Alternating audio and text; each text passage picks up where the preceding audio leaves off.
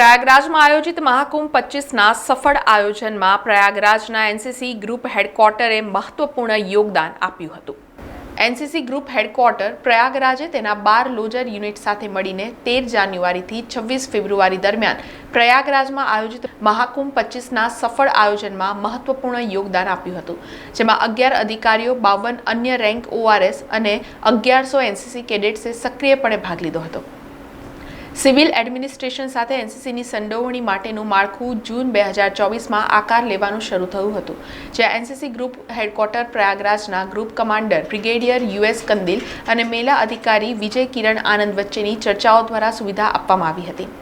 નવી દિલ્હીમાં DG NCC અને લખનૌમાં ADG એનસીસી ઉત્તર પ્રદેશ તરફથી મંજૂરી મળ્યા પછી એનસીસી ગ્રુપ હેડક્વાર્ટર પ્રયાગરાજે મહાકુંભ વિસ્તારમાં એનસીસી કેમ્પની સ્થાપના કરી હતી. મહાકુંભ 25ને સફળ બનાવવાના હેતુથી એનસીસી ગ્રુપ હેડક્વાર્ટર દ્વારા 4 સુસંકલિત શિબિરોનું આયોજન કરવામાં આવ્યું હતું.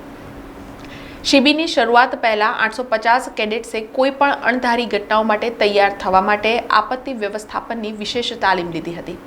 એનસીસી ગ્રુપ હેડક્વાર્ટર પ્રયાગરાજ દ્વારા આયોજિત દરેક શિબિરમાં 275 કેડેટ્સે ભાગ લીધો હતો, જેમણે સંગમ સ્નાન દરમિયાન ભક્તોની હિલચાલનું સંચાલન કરવામાં અને તેમને માર્ગદર્શન આપવામાં આવશ્યક ભૂમિકા ભજવી હતી.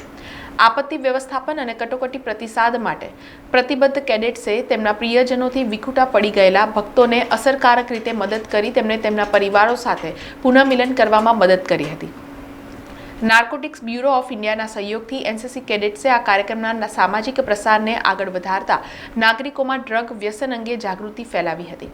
ઐતિહાસિક મહાકુંભ 2025માં એનસીસી ગ્રુપ હેડક્વાર્ટર પ્રયાગરાજના નેજા હેઠળ આયોજિત એનસીસી શિબિરો દ્વારા કેડેટ્સ દ્વારા ભક્તિ અને આદર સાથે આપવામાં આવેલા સહકારને કાર્યક્રમમાં ઉપસ્થિત ભક્તો તેમજ મહાકુંભ મેળા અધિકારી અને વરિષ્ઠ પોલીસ अधिकारियों द्वारा व्यापकपणे प्रशंसा કરવામાં આવી હતી.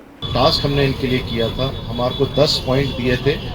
10 पॉइंट पे हमने 10-10 अपने कैडेट्स रखे थे, जो कि वहाँ पे traffic management, public management, lost and found और बेसिक असिस्टेंस देने के लिए था.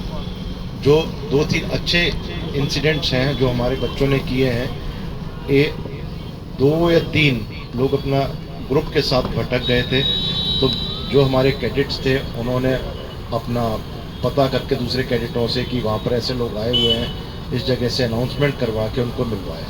जो जिस उद्देश्य से हमने इस कैंप को इस्टेब्लिश किया था कि हम हमारी जो जनता, देश की जनता जो इस धार्मिक उत्सव के लिए आ रही है, उसमें हम जितना योगदान दे सकें दें.